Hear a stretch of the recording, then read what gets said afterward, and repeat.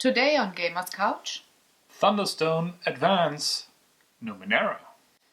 Hello. Hello, Internet. Happy Sunday.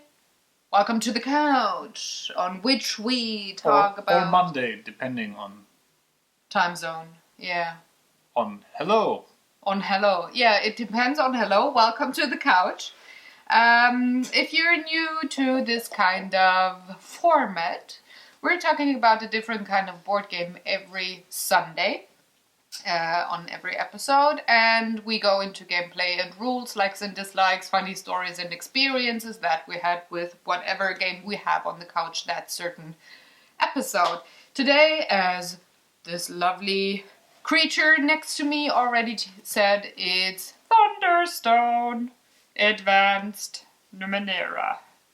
Yeah. No, it's Cutting off the funny voice. It's not done yet, so it's not advanced. It's still in advance. In advance, yeah, right. So, join us, lean back, have popcorn and Coke, or coffee, tea, wine, whatever your kind of favorite beverage is. Lean back, enjoy, and, well, let's get started, shall we? Yeah. Right away, this is our first Thunderstone game we A, talk about and B, actually own. So, well, bear with us. If you're a Thunderstone or a Thunderstone Advance Pro, some of the stuff will be very familiar to you. It is not to us. It's the first of the Thunderstone series we played. In fact, it was the Numenera subline that got us into... and we might talk about that as well, but here we go, I guess. So, gameplay and rules. Thunderstone is a deck-building game in which you will, well, create a band of heroes, give them some shiny-looking equipment, maybe even spells, and send them out into the darkest dungeons. No, that's a different game. Into some dungeons that happen to be dark, or into the wilderness that also happens to be dark, because obviously forests. You never get out in the sun to find Have you monsters. never been in Fangorn Forest before? It's dark in there. So yeah. In this world, there's a similar forest. In fact, Numenera, the world would allow some weird shit like that. So you create your band of heroes, give them equipment, spells, whatnot. And then you send them out to battle monsters until you fight the, let's call him boss monster, the dude who's running around with a Thunderstone, which seems to be some magical artifact that gives tremendous power, which is entirely... we don't care about this at this point in time. It's the monster that, if it is beaten, the game is over. Or...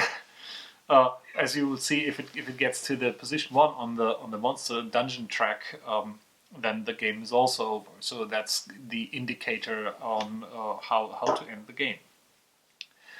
Now, as with every good deck building game, you start out with a hand of cards that is the same for everybody, which consists of 6 heroes, regular soldier dudes. Then there's they come with 2 weapons, which are like long spears and torches to provide light, because I mentioned the dungeon is dark, and actually that's a gameplay mechanic, so we'll get back to that as well. And some Thunderstone shards that have some additional effects on the entire game. So with this game being a deck building game, you have different actions you can choose each turn when it's your turn. All involve the cards that you have on hand, but the gameplay is essentially always the same. You draw 6 cards from your deck, make the best out of those 6 cards, then discard them, and then draw 6 new cards and continue. Whenever you run out of cards in your deck, you shuffle your discard pile into a new deck, and then the entire thing begins from the start. So the idea of a deck building game is to acquire cards during the gameplay and build your deck. Go figure. You do so in this game, or let's step back. So the actions you can take in this game are two very simple ones and some more complex ones. The very simple ones are you can kind of you can enhance your deck. What that means is you pick as many cards as you have on your hand, put them back onto your drawing pile onto your deck, and discard the rest, and that's your turn. You could also say you waste your turn in terms to hopefully enhance the cards for your next turn. The other one that's fairly simple is if you want to get rid of a card, like getting really rid of a card, so to destroy the card and move it out of the game, you can also do so, but it again costs your turn, which you might want to do because not all cards are good cards and some of them have negative effects on you. The two more difficult things you can do is to either go to town and try to recruit new heroes and to gather new equipment, which kind of builds into the deck building aspect, or you go into the dungeon to fight monsters. / wilderness, depending on the and it's called, actually, I think it's called the dungeon in No, both. it's not. It's called the dungeon. Wilderness. This is called the there. dungeon in both. So, I looked at... let's go to the map. The shiny map of not real thick cardboard. The wobbly thing. This game comes with two different sides that are just different in terms of what this dungeon thing looks like, and the ramifications of that. So we'll talk about once we get into the how combat works and all that jazz. So just to orient yourself, you have a dungeon track that will have face-up monsters in those 3 positions. The other side has 4 to place monsters in there. You have your town, and this is a very German town because it's talking of Helden and Gilden and Tavernen. And this is the German lesson of the day. Die Waffenkammer, den Marktplatz, die Zauberschule, which are all places in town to recruit heroes in the taverns, to get weapons in the armory, to get stuff, like generic objects, whatever they're called. Knickknacks. We don't really know what the English cards are called. So stuff in the marketplace or spells in the sorcery or magic school. And last but not least, the village center. There's also village people. You can recruit. YMCA! We don't have the money to license that. I just said it. I didn't sing. No melody, no copyright infringement. So there's some additional. So these guys here are a bit different from the heroes up there in regards as they are a green. They are a different card type, and they behave a little bit different. Also in the corner, these are the cards that you find on your starting deck: the regular soldiers, the long spear, and the torch. So you can buy more of the cards that you already have in your deck, or have at least a place to put them back once you want to get rid of them, which you always try to enhance your deck, so you don't want to hang on with the weak cards from the beginning. Also, there's a deck for the so-called the Iron Wind in the Numenera universe. It's like a curse deck, or it's a malady deck. I also don't know what the English words, the term for that in the English version is, but those are all negative cards, and they all have the same negative effect by making your attacks weaker, draining your money, and so on. So, if you say you're going to the dungeon, you'll be dealing with the guys up there. If you say you go to town, you'll be dealing with this. And each of those can have a random assortment of cards on them, so every game plays a little bit differently. And you'll end up with different options on how to build your deck and how to do things. Now the game box itself comes with... this very nice insert to contain everything, and also these cards with little headers to find stuff, and a deck of cards for, let's say, a hero. They always look very much the same. You have a hero card, and these come in different well, experience levels, so to speak. So this is a level 1 hero. This is the same hero as the level 2 version, and last but not least, there's 2 level 3 versions in here.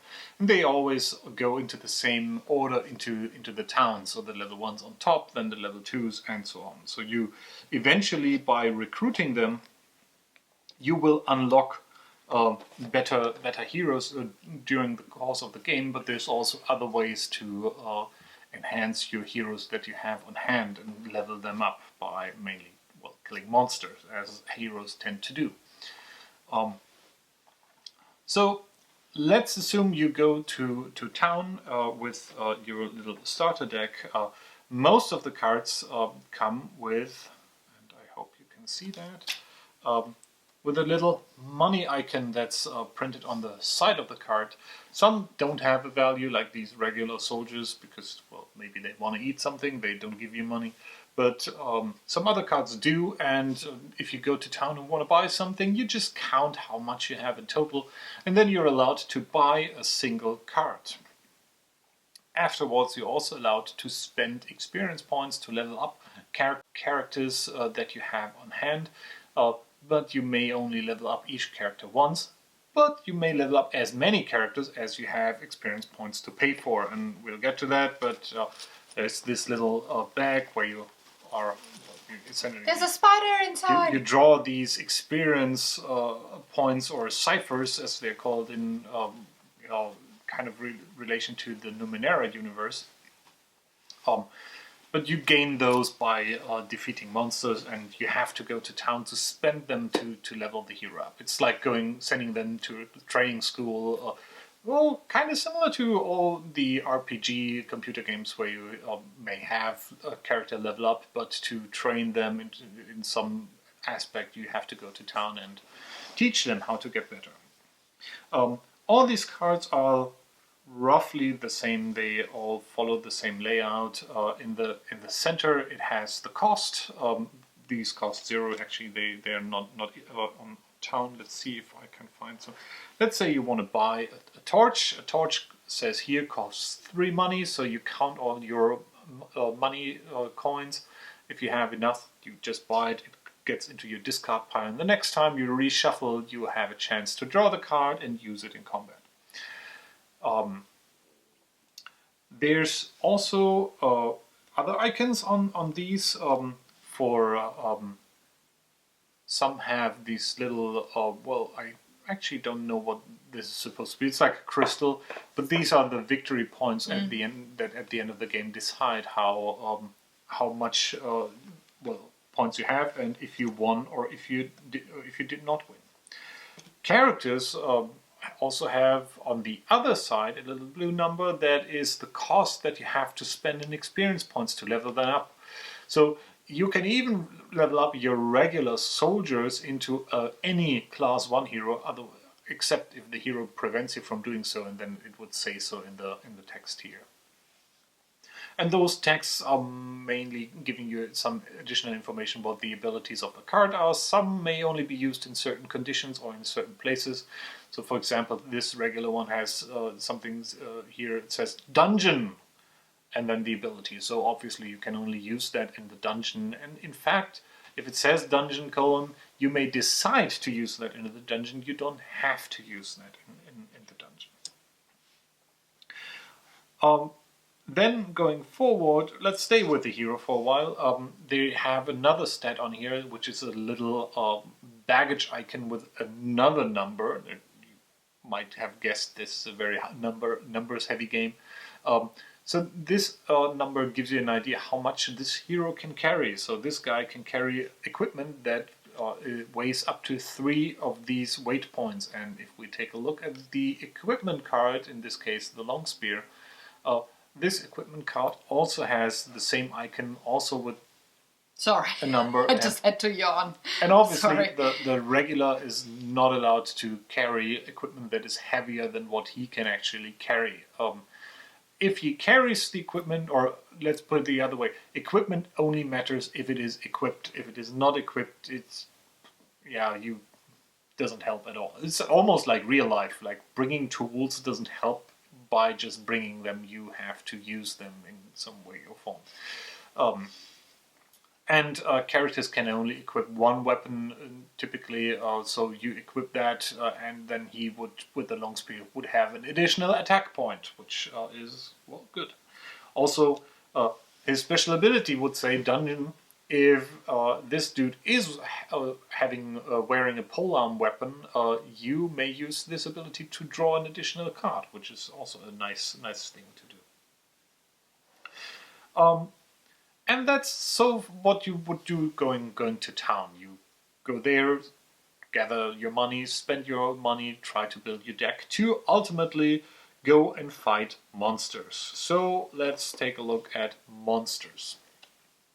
First of all, you've got to know something about the darkness I talked about.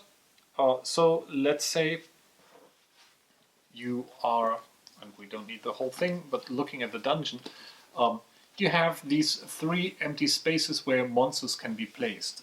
Below these 3 spaces are the numbers 1 to 3, and that is how much darkness is present at the current location. And the darker it is at a location, the more difficult it is to defeat a monster.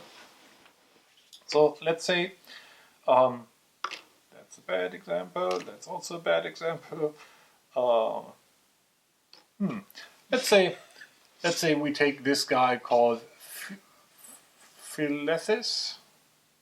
File this under weird name. So file this, or Philethys. He has 12 hit points. If he is on position 1 and you don't bring any light to counter the darkness, he gets an additional 2 hit points, so to speak, or actually more correct would be your attack is reduced by 2, but however you want to measure it. If he's on the 2nd position, your attack is reduced by 4. If he's on the 3rd position, your attack is reduced by 6. However, if you bring a point of light, this is countered by the point of light. So for each point of darkness that is present, the monster gets an additional 2 points. So would be an easy way to remember all that. Now you ask, so how do I bring light? Well, that's what the torch, for example, is for. The torch has another different symbol. It's like a little lantern down here with a number in there that counts as 1 point of light. So if you go into the dungeon, you want to check how many of these cards you have on hand that have this little lantern symbol, and then figure out, okay, which position monster do I want to attack? Obviously, the more light you have, the easier you can go further into the dungeon.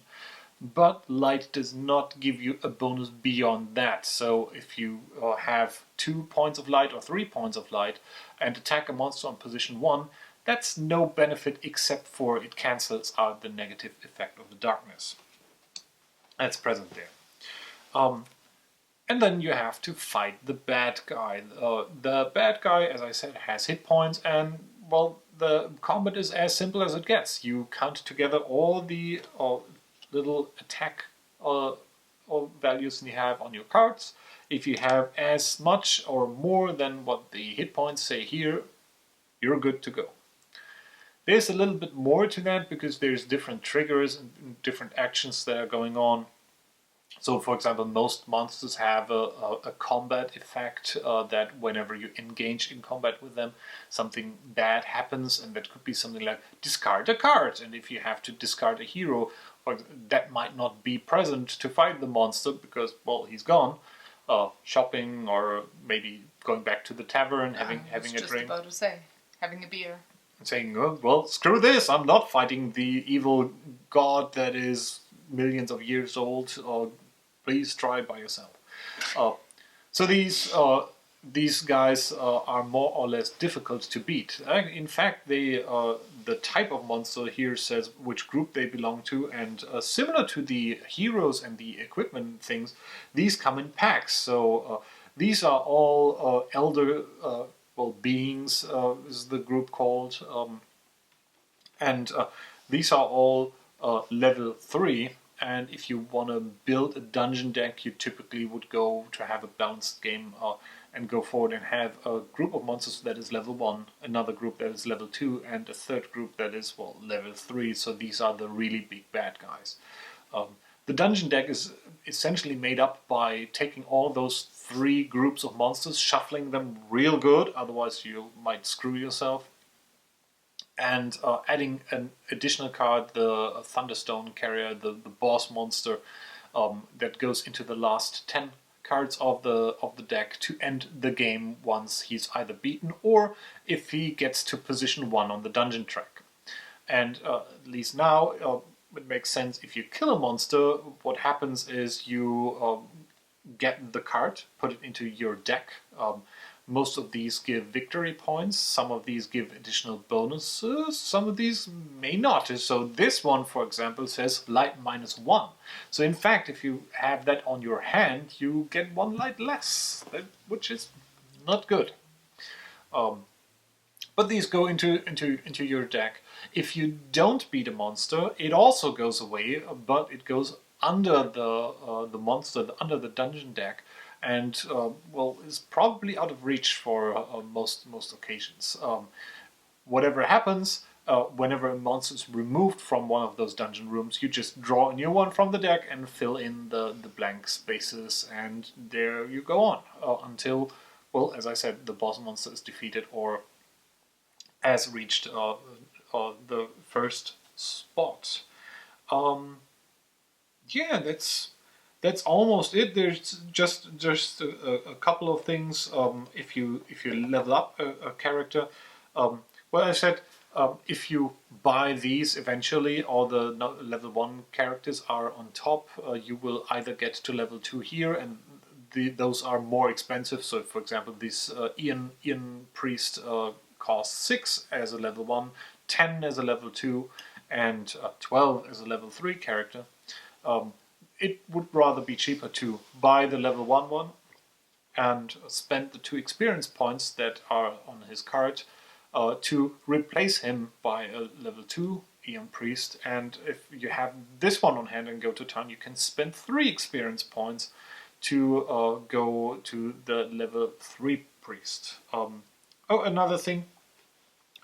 Not only do these guys give you victory points, they also have the same icon for experience cost that these characters have, but on a monster that just means how much experience points do you get by beating this dude. So if you beat File This will yield you 3 experience points, because knowing how to handle folders and files is a really good thing for your, well, business future. So he's an office monster. File This is actually a bureaucrat, not an elder god. But no, bureaucrats may be elder gods, so there you go. Yeah, and some of these have special stuff, like this one says combat. If you have 5 or more light in your hand, then you automatically defeat him because, well, reasons. He's maybe having an eye condition where bright lights hit him with a migraine or whatnot. Yeah. So you defeat him. Maybe. And generally, one could say that each category or each group of monsters has a, I don't want to call it a gimmick or trick, but it has a theme. So all these elder gods have a lot to do with light manipulation, either by them giving you light, reducing light, being vulnerable to light. Then you have other cards that are all about discarding cards or destroying cards, essentially culling your deck. At least you get to typically decide which cards to discard. And so the game just goes on by you go to town, try to grab some useful stuff, go to the dungeon, kill monsters, level up your heroes, kill bigger monsters, and score victory points until you reach the end. And that is the game, and that is the game in its, well, regular setup. The Numenera game also has some specialties, and my understanding is that is actually special to the Numenera thing.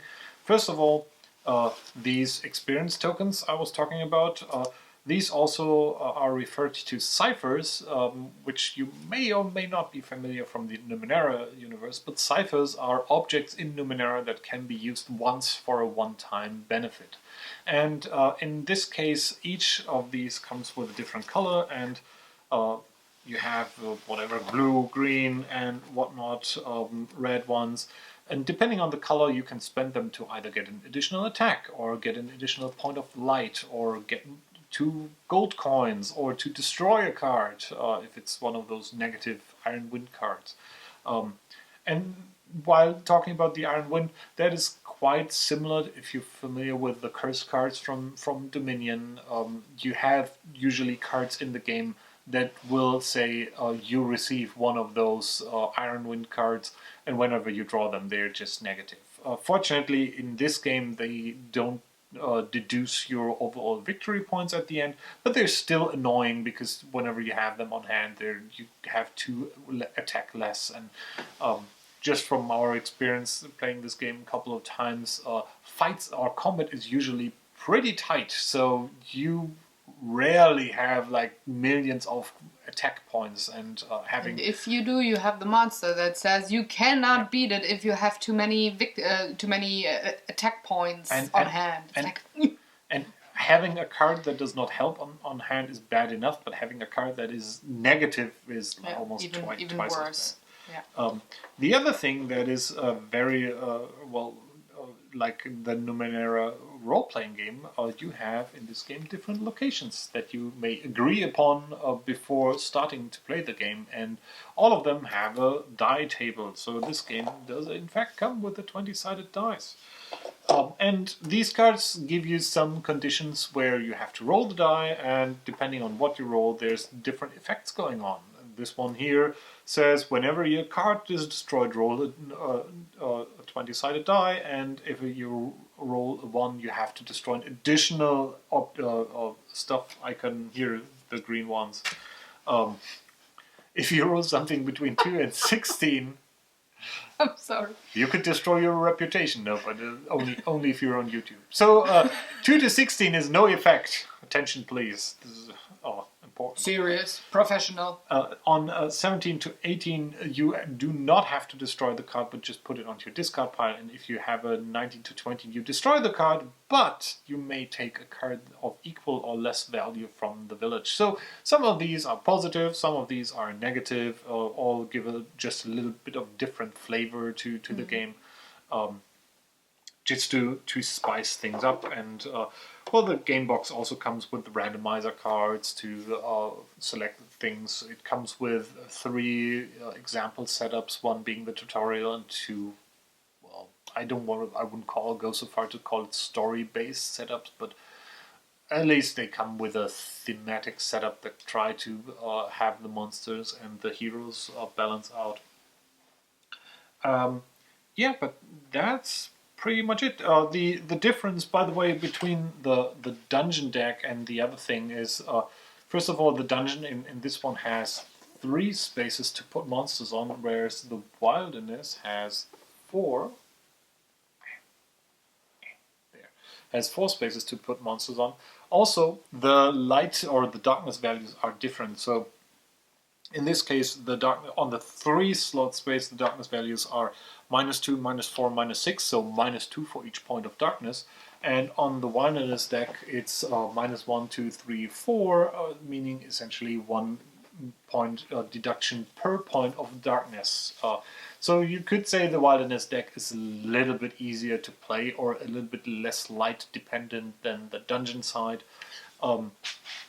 But in the end, it kind of evens out. It's not that much of a difference. I'd say the wilderness deck is more of a easier thing to work with, because you always have 4 monsters to choose from, which is always a better thing than just being limited by specific monsters, especially if you run across monsters that are immune to certain types of damage, or have some other ability. In terms of damage, there's 2 types in this. One is physical, one is magical. Typically, you just add them up together. So if you have 2 magical and 3 physical, that's a total of 5 damage. But some monsters are immune specifically against physical or magical damage. Some are immune against whatever is the highest or the lowest, annoying you to no end. There's even some monsters that are immune to any damage, and you need like 4 light to defeat them, and some things like that. Yeah, and in terms of special abilities, most of the things that are on here we already mentioned. There's dungeons abilities that you may use in the dungeon, but don't have to. There's some that you have to do and can't avoid, like the combat abilities when engaging with a monster. There's trophies which give you bonuses. Trophies are typically related to the red monster things, and I don't have one that actually says trophy, but believe me, so you would have one of these, and then it would say, instead of combat here, it would say trophy, and that might give you an additional point of, well, physical attack, magical attack, or something else. Trophy can also be negative, so it could also deduce your attack, or give you some other kind of nuisance or hindrance going forward. And last but not least, there's also the... I'm sorry. There's also treasures, or I think it's reward probably, which you will only get if you defeat the monster, as opposed to a follow-up effect that always happens after you fight a monster and typically is not that good. So a good follow-up example is like destroy the hero or destroy an object. There's some characters that have these, and there's a couple of like tokens that also come with the game. So you may come across a hero that is able to tag a monster, and if some other player destroys the monster, you still get an experience point for it. Have a little bit more interaction with other players, but other than that, interaction with other players is very light. So it's even less than, at least in this game, it's even less than maybe what Dominion had. I've seen one hero or one card that at least forces other players to discard cards if you're successful in fighting a monster. But that is the outlier from the rest of the game. It's very much a solitaire deck building game, very much like Dominion, but without specific attack cards or specific defense cards that you might know from there. It's all more centered around you against the monsters, and who's the better monster slayer wins the game. And I think that covers it pretty much. Yep, sounds good. Checked all the boxes. Alright, so the next section of the video is us talking about what we liked and or disliked. There will be some parts of our experiences in there already, but we try to keep it separate and have those in the third section right afterwards. So, you want me to start just because you talked so much? Let's end on a positive note, so you start. That pretty much, yeah. This is very, very accurate, actually. So, against my usual way of going with the likes, I have to start with the positive ones and then go in the negative ones, because I usually start with whatever section is shorter, and well, now I know which one is shorter. So what I really, really liked about this game is the insert. That's the first thing, opening it up. It's very lovely. It's perfect, and it's a game that is really playable out of the box. You don't have to, well, try to make it work. The cards fit in there very nicely with the dividers. You have a section for every bag of tokens. Everything fits snug and nicely, so I really, really like that. I also really like the artwork. It's beautifully made. It's very, very much Numenera, so the universe that comes with the role-playing game also is very visible on the cards. There's things I recognize from the books of the role-playing game that are definitely on the cards. So I really like that way that the Numenera universe is incorporated into the artwork and the cards, so I really, really, really adore it. However, here's the thing. The things that I'm not too happy I'll lean with. back. This may take a while. No. I just decided on the spur. I'm going in with the stuff I really dislike, and then I go with the things that I'm not keen on, because they are a bit more positive, but they're also the biggest chunk of the things. So the thing that I really don't like is the playmat. Come on, people. For reals? I mean, this is just cardboard. Either go with a real board. It's not even real cardboard. Yeah, It's it's like wobbly paper. goddamn flimsy. It's 320 grams of cardboard paper. That's what us card makers use. Greeting card makers, by the way, not any other card makers. So go the extra mile and either have a real board if you want to go for a board, or go for the mousepad kind of thing.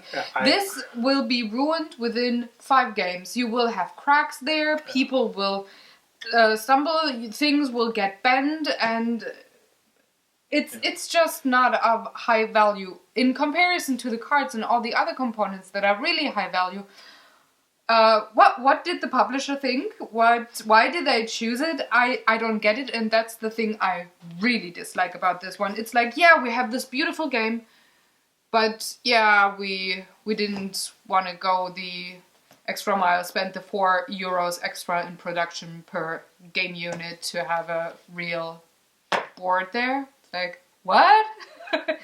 I don't get it, but okay. I think legendary encounters pretty much spoiled us when it came to the mouse. Also, so either go with the mousepad kind of thing, or go with the real board, but not with that flimsy kind of a thing, where cards it's like laminated, so the cards just pretty much slide across the surface if you're not careful, and maybe bump against the table, which could happen, like with your feet, like tuck, and then the cards go like that. So it's just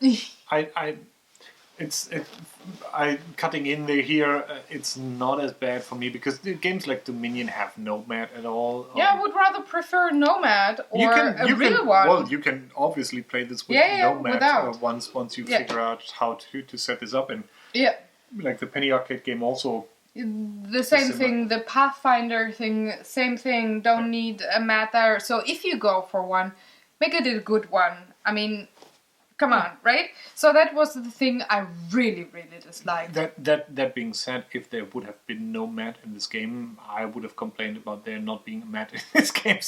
I wouldn't. No thing here at all.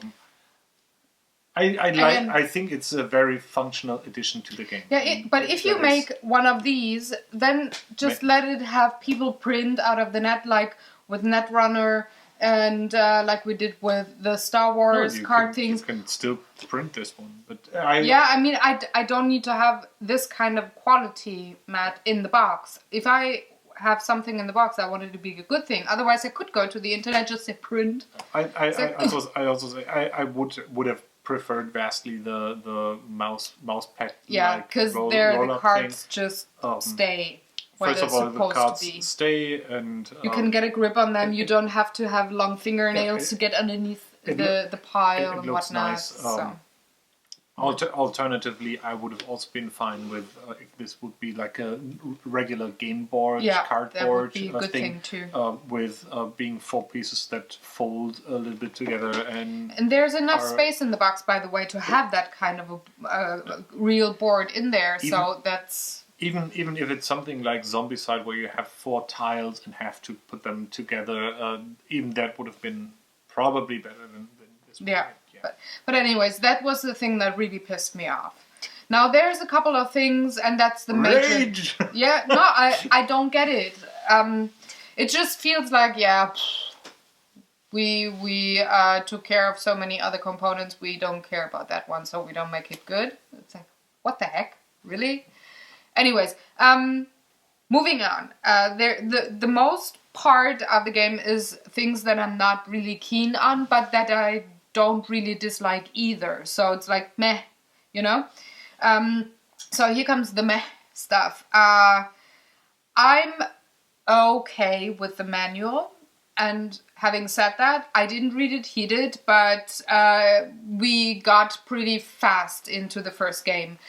On a side note, we played Dominion a lot, so very many mechanics were new to us, so we just had to okay, like Dominion, so we could skip.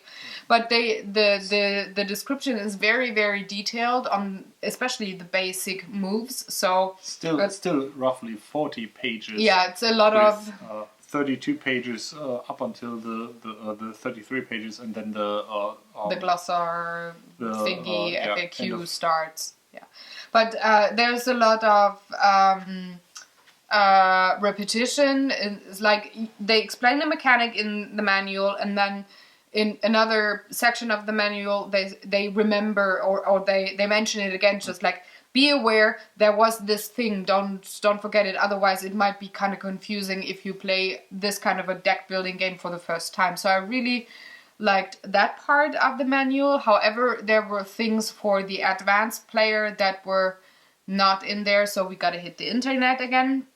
Things like, okay, with certain words that, for example, there's one setup where a certain kind of a monster, if you have it on your hand while you play it, things happen, otherwise they don't. Yeah, and these were not specifically mentioned or explained in the manual. Maybe I just did a bad job at reading comprehension. But there's were a couple of things where we weren't sure how the timing exactly works out. In fact, we played the first couple games very wrong because there's two conflicting sentences in there. They're not really conflicting, but one kind of suggests that. So our misunderstanding with the game at first was that we thought that you have to do the combat effects before being able to use the dungeon effects on your cards, which is kind of super important. If a combat effect says discard the card, or you may not destroy a hero or whatever. Because then suddenly you not only have not the hero present for the combat value, but you also may not use his abilities or stuff like this. And that was mostly due to a wording in a sentence. And again, German version might be very different with the English version. And in fact, that's not that rare that the translation is just not perfect. But in fact, at one point at the beginning, it states explicitly that dungeon effects happen. So there's in fact a timing table going through all the events when what happens. But later on another question on another page, it says all combat effects take place before combat starts. Which kind of was, misleading. Maybe I take the full blame on me to misunderstood the rules here. No, I was going for I'm not even talking about the part saying that the manual is not clear. It was the part where, with the monster, where I said, if the anwesend kind of thing. Yeah, that's the part that I was not too happy about. All the other stuff in the manual was okay. That was also described in the manual. So there's a specific word on the cards referring to present, and present is everything that you have on your hand and put in front of you. But again, that is like at the tail end of the manual. Then it says, by the way, present means every card that you have in front of you, active on the table.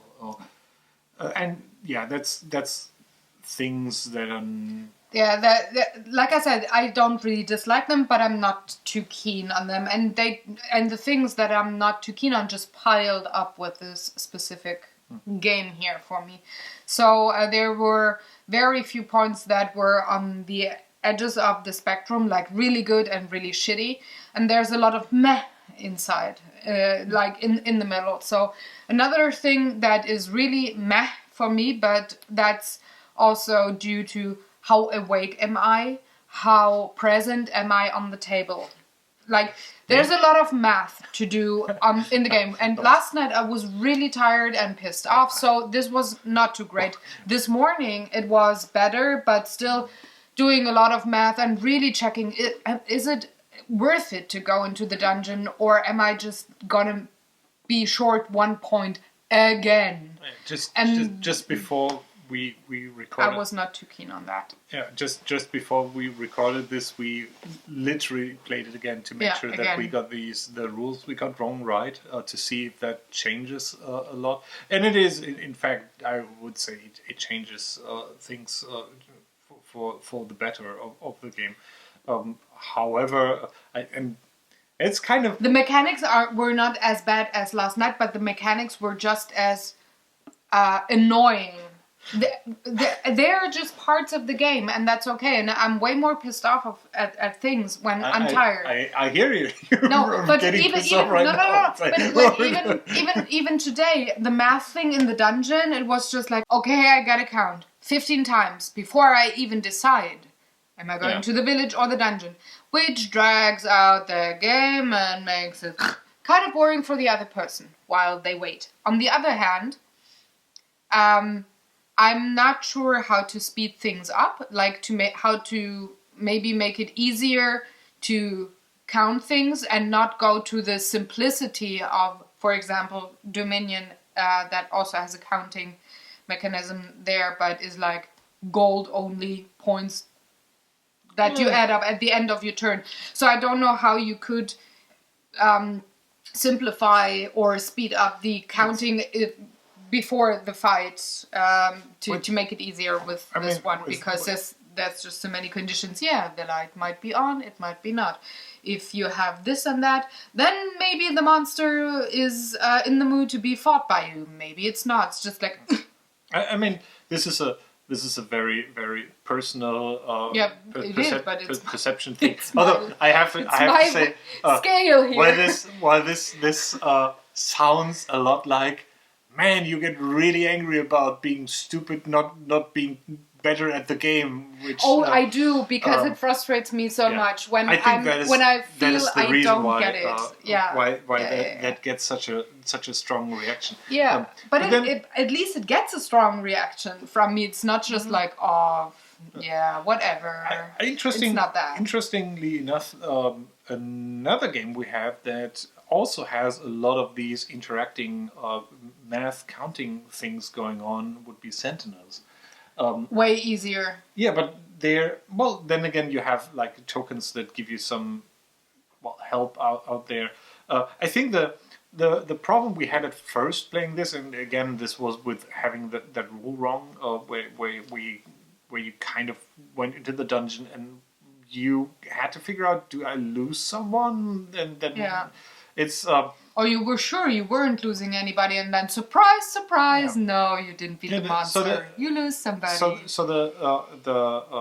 Now the games with the correct rules played, it gets a lot simpler, because then you can go in and say, okay, I have this attack, attack, and then you have one or two combo effects going in. And before that, it felt like you have this very, very complex combo chain, and then also the monsters take parts out of that chain, and then suddenly everything falls apart, or something different happens to what you... I mean, at the end of the day, you just want to get your stupid combat number high enough to kill the monster. So that's not that difficult. But then it's like, if I have one light here, that reduces him by 2. But if I have to get rid of the light, that means I only have now 1 physical attack, but he gets +2, and then I have 7 cards, which allows me to draw 1 card again, because I can draw up to 8 cards if I use that ability. So there's a lot of going on, and that even before you decide if you want to go to the village or the dungeon. Yeah, and that's just the thing that I dislike. Whether we play with the right rules or like we played with wrong rules, just that part, I think it could be very, very annoying if you're not in the right mood, if you're not patient at the table, or if you don't feel that you really are present and you don't mind waiting a bit for the other person to decide what to do on their turn. Otherwise it gets really frustrating and annoying quickly. And another thing that I was not too keen on, which happened to me last night and to you this morning, was the feeling that you have to have very good luck the first 2 rounds to get started in the game. So the first 2 rounds you usually spend in the village and buy a few equipment or heroes, and there's a certain amount of money that you have in your 12 cards when you start the game. So since you shuffle your deck, you could be very lucky, like I was this morning, and have 8 coins in the first go and be able to buy a really good hero. Or you can have it like I did last night and only have 2 or 3 coins tops per round, where you can either buy nothing or the crappy shit only that really doesn't help you, so you waste turns. And if you're not getting something by round 5 and really start earning the experience ciphers and stuff that really gets you going in the game and enables you to slay monsters, to get the points, get victory points, level up your heroes, blah blah blah blah blah. You're just really playing along, breathing air, and can't do a lot. There's not the bounce back mechanic, and it can be very frustrating. It was with you this morning, it was with me last night. So I could even understand then that you'd start over the game if not all players are in the game by, let's say, turn 6.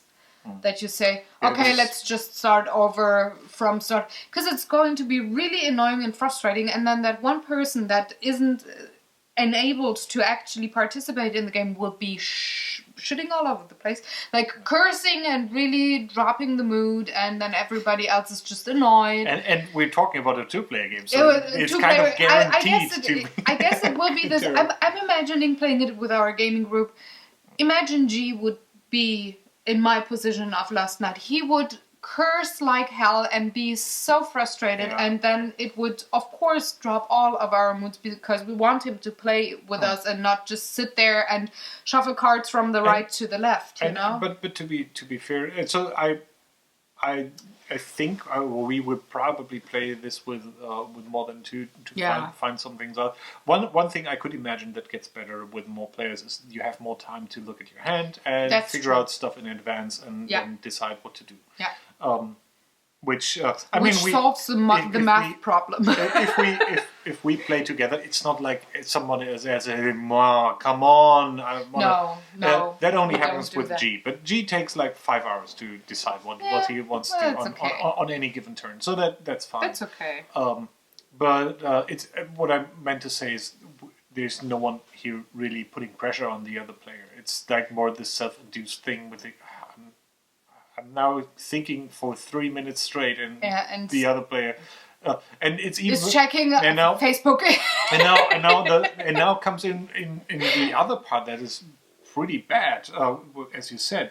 Now imagine you have a hand that's essentially crap, and you already know that your next turn is going to be, I'm going to prepare my deck. So what happens is I want to keep those 2 cards and discard the rest and just draw 6 new cards. And then you have someone there agonizing 5 minutes about what they can do.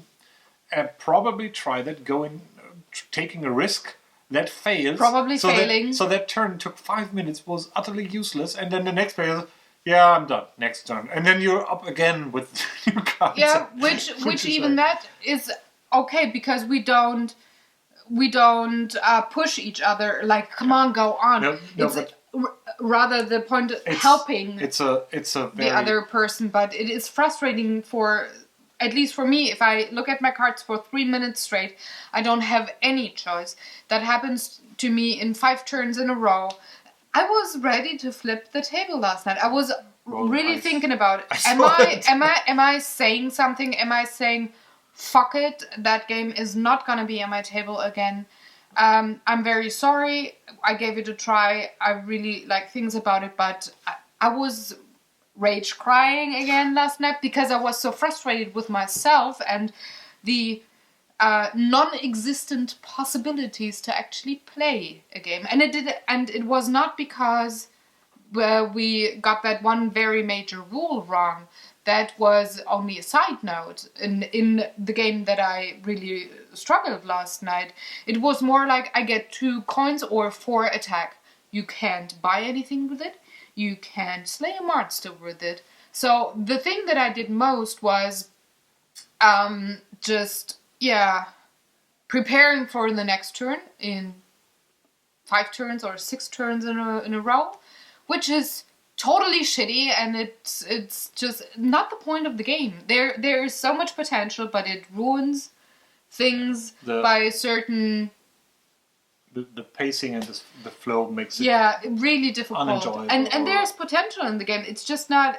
You have to be very lucky to really have it go full potential. Like I did this morning. Very, very lucky with the way I drew my hand this morning. The first 5 turns really were worth it for me. Yeah, that's... I got something out of them, which is quite unusual for me. I already it's a meh. Injected some Yeah, go ahead. There. I'm pretty much done. I'm just continuing ranting, and then I'll eventually come back with something positive to say, I hope. No, but the one of the things is, as you said, there's no catch up way if a player runs away with a high score, that means you have a really hard time catching back up. I think whenever one of us won the game, the score was almost twice of what the other player had. Yeah. And that's not because someone made an incredibly great strategy. At least it didn't feel to me that way. No, we didn't. No.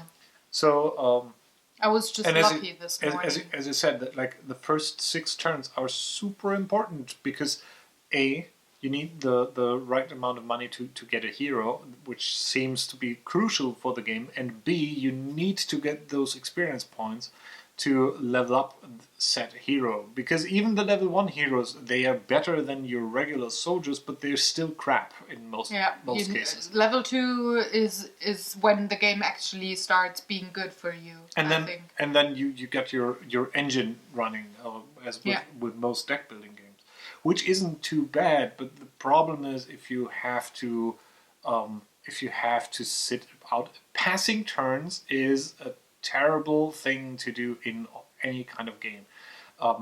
Dominion also has, and I'm comparing this a lot with Dominion because it's one deck building. One of the other big deck building games. Is also one of the games we really like. So and that said, Dominion thematically is boring as hell because there's like nice pictures of landscapes. Dominion is I would say Dominion for me is a game where I zone out and just we could listen to a podcast while we play with Dominion. That's that kind of game. I could solve Thunderstone math questions while playing Dominion. So and that not. I don't want to pound too much on the mathic part because I am sure some people really like that or think that the game or feel that the game feels more complex due to that, which I also being more involved in the game. I like this. Things I like that you have more than just one stat to do things. You have this light mechanic and have to fight dudes, and there's some really great moments in there, and I'll get to that. But the thing for me is if I'm playing Dominion, I have a bunch of cards on hand, and a wasted turn is played almost as quickly as a successful turn. So to speak, or what I mean with that is, let's say I have a bunch of coins on hand or a bunch of actions, even with a lot of combos, it's like you start playing the cards and the only thing you have to think about is what actions you play first to enable other actions or to have some cool things. But you're still done within, let's say, 30 seconds, or maybe if it's your first game of Dominion, at least within under a minute. Yeah. And here it just feels like either it's a 2-second turn because, Can't do anything. The going to the village and buying shit turn is as quick as the I'm going to discard a turn, as quick as the I'm going to enhance my deck turn, because that is essentially a 2-second thing. And then going into the dungeon may take up to 3 minutes, depending on I have this or that, but then he's immune against this. If I use that card, this is my strongest thing, and obviously it's not a full 3 minutes, but it just feels like that, super slow, and it's just like I had multiple occasions in all of the games where I was looking at the dungeon stack and saying, "I'm still halfway to go." And that's always a really terrible sign for a game if you're like, man, is it at an end yet? This game should have been like 30 minutes quicker to play. And yeah, that's unfortunate. And it might be remedied by having certain cards out there, or now so the game with the correct rules was within the 60 to 90 minutes, which I think it is saying. Yeah. Which is all right. I think I still think that 60 to 90 minutes sounds like quite a bit for a deck building game. But yeah, maybe... I guess it also depends how many players you have. I mean, with 4 players playing it for the first time, of course, it would take way longer than with 2 players. I think we had more than 90 minutes playing it wrong, and about 75, 80 minutes playing it right. Yeah, but that's still for 2 players. 2 players. That's quite a lot. You might get quicker through the monster deck, but then again, if you don't have anything to slay the monsters with, it's not faster. and you might say, well, hang on, Dominion also has some expansions that add in some more combo cards. In fact, those are like my favorite. I really like the cards that you play that keep that stay on the turn and keep doing stuff, and you combine and draw more cards, and you end up with 20 cards in front of you, but that something is happening, and you're not agonizing. It's the way of counting stuff out in Dominion is always relative. At least that's how it works in my mind. I start playing a card and then it's just plus something, minus something. And whenever we play, it's always everybody chants this mantra of saying, I'm drawing a card, I'm having another actions, I'm at 6 gold coins, I'm playing the next card, now I'm at 7 gold coins, but I have 1 action less, but I'm drawing another card. Yeah, I even drop the gold coins. It's just 1 action drawing, 1 action drawing, and then at the end, when everything's laid out, counting all the numbers of purchases and the amount of gold, done, quick. And I kind of felt that the combat thing would be exactly the same with this one. I guessed it would be, and then I was so disappointed that it actually was not as simple. So you have to be involved. It's not the main point of my rage, but the board. I think we had the talk. It is. I said my bit to that, but I think it's just it's an unfortunate wasted opportunity to make something really great, and obviously that doesn't help with all the other flaws mentioned before. But and usually Pegasus does really good components, especially boards. I was really surprised to have them fail this time, at least in my book. So now let's talk about the good stuff. I've been happy note. We've been very, very negative, and maybe you already then let's leave it at that. Let me go into that. Would I want to play this again? And probably yes. The weird thing, and this might be something that gets away, but I still feel like I'm missing some crucial point in this game, and that may be one of the main points of frustrations. I'm still at a point where I'm not entirely... I have an idea what a good strategy is. For example, you have to get a hero. You have to make sure that you get him to level 3 as soon as possible, because that will be the enabler to actually start getting stuff killed. And don't have too many heroes at a low level, rather go to a single one. There's a couple of cards that were super helpful, and that was probably by luck. that I had with the unstable crystals. So there's Yeah, some really nice, cool the card injector effects going on. that Yeah. also has the light. That's a very So while good complaining about there's a lot of combos and a lot of stuff on it, I really like combos from when I'm playing Magic. So I'm not averse to having interactions between cards and all that. No, it's fine. Yeah, it's just they have to be cool, and that is terrible. They have to be helpful. It makes sense. Or be really badass. That's fine too. But they have to do something for you. And that is in fact this game. If you get your hero to level 3, man, that is done. It's good. That is empowering. Yeah. Even getting a level 1 hero to level 2, it's like, man, this dude is really good. Now I can finally do something. So that feeling of achievement is quite strong there, and that is super awesome. And that feels really great. Another thing I really like, and that is I may not forget about talking about the Numenera thing, but the artwork is great.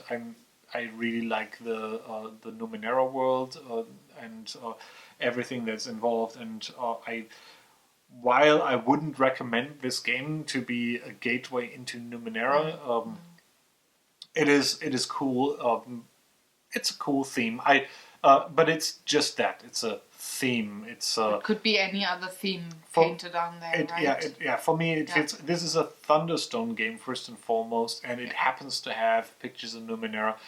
Yes, there's the thing with the ciphers, which is cool. I like that. I like that having a little bit more flexibility, or the decision to make. Do you want to spend your experience points to beat that monster and get more experience points? Or buy that hero that you couldn't otherwise, or do you want to save them to level up your heroes? As I said, it's super important to get your heroes to higher levels. So that's one thing, and the die rolls. That's nice, but it doesn't scream Numenera at me. Numenera is all about having weird technology that is so far out in advance that it seems like magic, and has a weird universe of different civilizations and different races coming together in a sci-fi magical.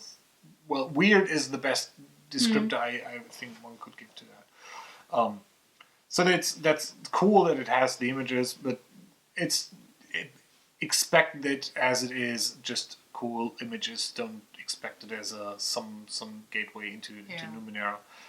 There's not a lot of the Numenera story, even reading the short intro fluff to your scenario, if you have a set one. I also like the gameplay loop as in general. I like the idea of going to town to recruit and buy stuff. I like the idea of then going to a dungeon to fight stuff. The complaints are mostly about the actual combat interaction. In fact, I think that is my main gripe with the combat. As I said, I like the different things coming together with light mechanics. That different monsters act differently depending on what you have there. It is with that monster track that some monsters refer to each other. Some monsters refer to things that you have in your hand, like if you already have beaten a monster and have that in your hands, maybe that monster you're fighting against is better because it's like a vampire soul sucking whatever thing. So that is cool as well. In comparison, I really enjoy playing Ascension, although I prefer playing that in an electronic fashion because shuffling and it is just reminded way me of something. Way quicker. I think I would prefer this one as an app game that would do all the counting shitty things for me. I think I would really like it then. Like, really, really like it. Yeah. So maybe I should go check if at one point there's an iOS I think there's a Thunderstone Facebook app. I don't know if it's on a phone or something. Well, we have to figure it out. Yeah, I think I would like that more. But yeah, that's... that would help with my ranting. That would help, in my opinion, that would help with my biggest gripe, and that is the pacing timing thing. Anything that speeds up this game is a blessing, and at least anything that speeds up the combat in the game is a blessing.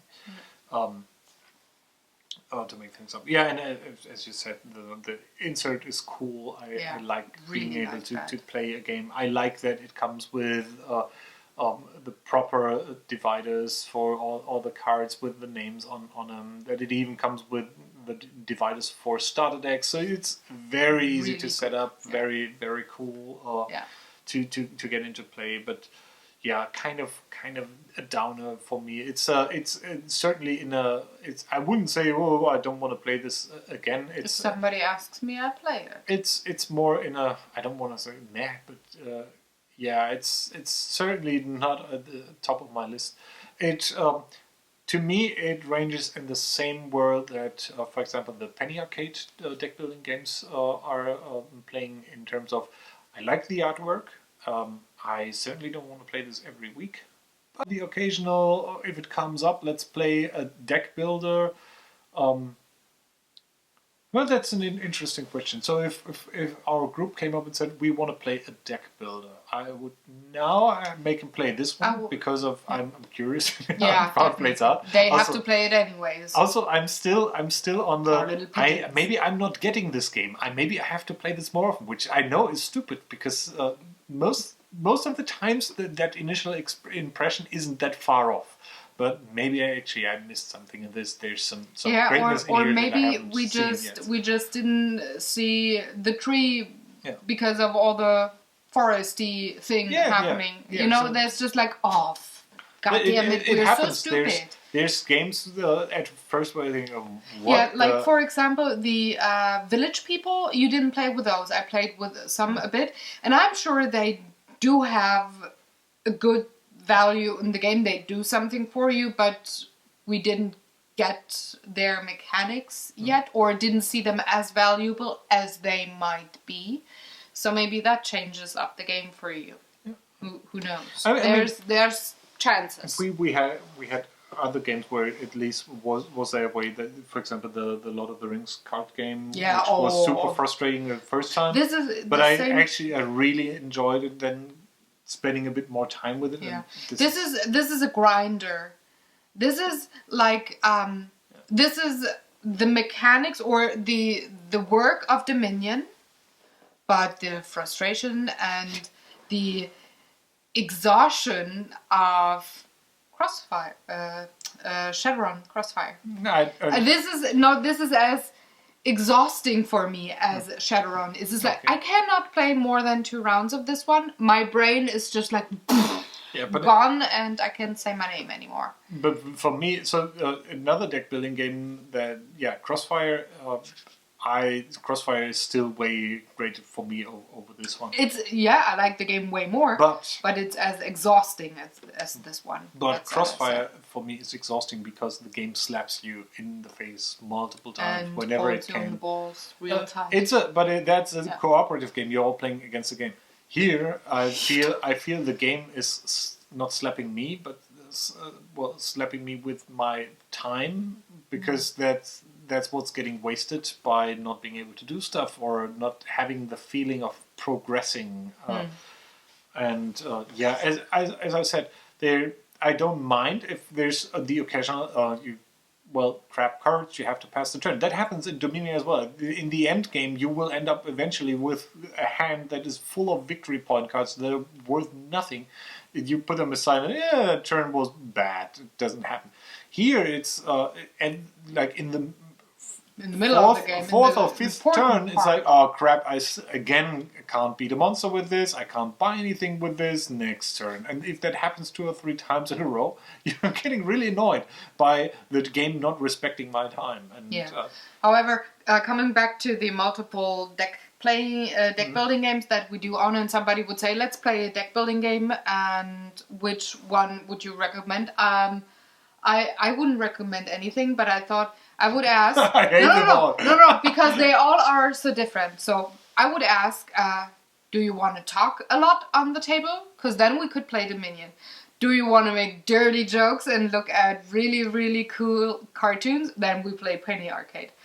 do you want to grind through and really be involved in the game and not maybe talk so much on the table, I would recommend Thunderstone for that. Because with this one, you have to be involved with the game. It takes a lot of you. I think a lot of energy. And at the end of the game, like last night playing 2 rounds, we were so exhausted and tired and of course also. frustrated and all of that. But also you have to be but you have to be at the table. Even this morning, it's just not like a few cards in blah blah blah. No.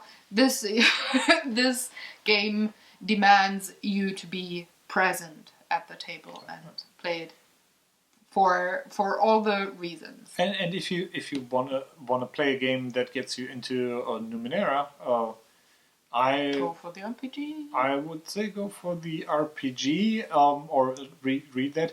In fact, if I could make a wish, what I would like to see as a deck building game to get someone into Numenera, if there would be a Numenera themed Pathfinder adventure card game, I would really enjoy that. Oh yeah. So the Pathfinder adventure card game is in my mind not in the same quadrant of deck building games. No, because it's co-op. Like this. No, it's Shadowrun Crossfire is also co-op. But, that's not really a classic deck building game for me. For me. One of the main points of a deck building game is like that almost everybody starts with the same deck, right? Of basic cards, and then you progress from there during the game. And exactly. Pathfinder, well, you kind of start with the same cards, but your deck of cards evolves. So it's a deck building game, but it's also designing your deck game by similar to what Magic is, where you have tried to over multiple games.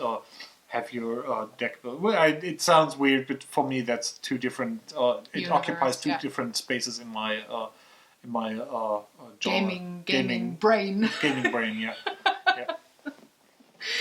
Anyways, since we just mashed up the experiences no and funny, the likes and no dislikes, funny stories happen. No fun. No.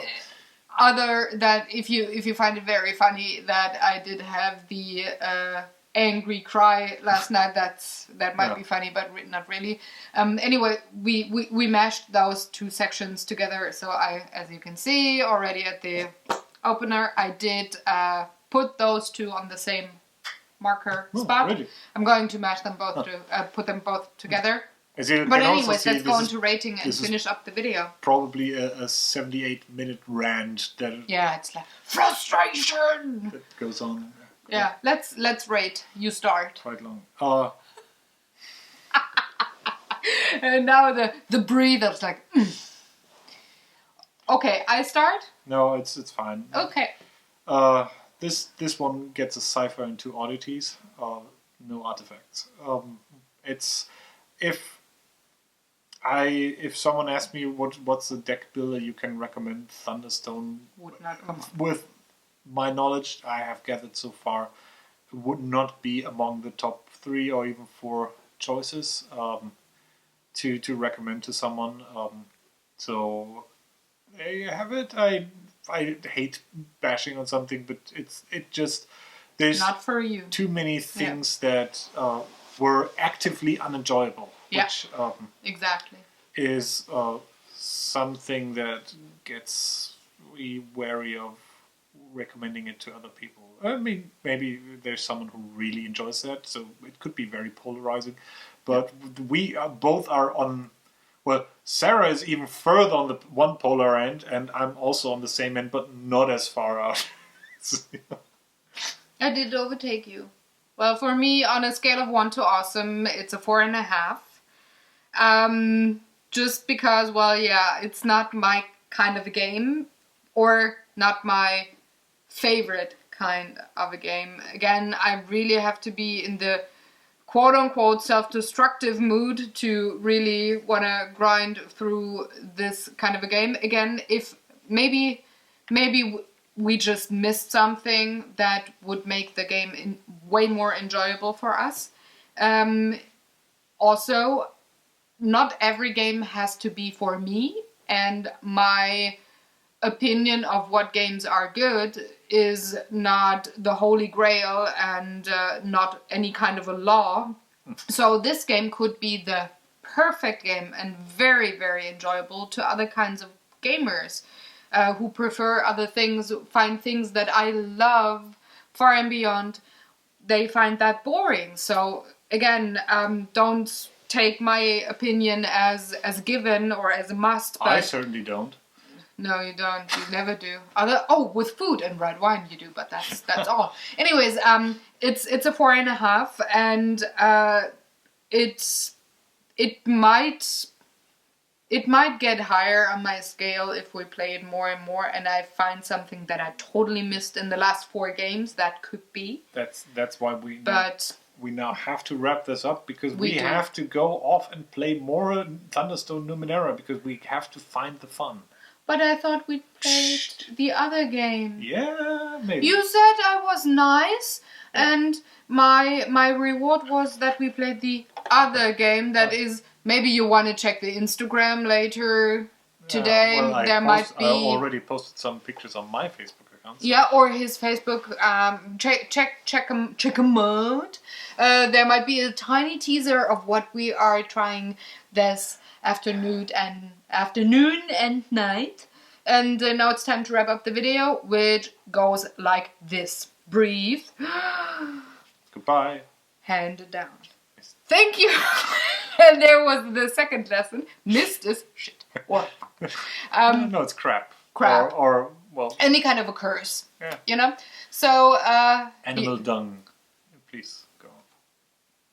You wanted to say. Donkey shit. So no, for the reals.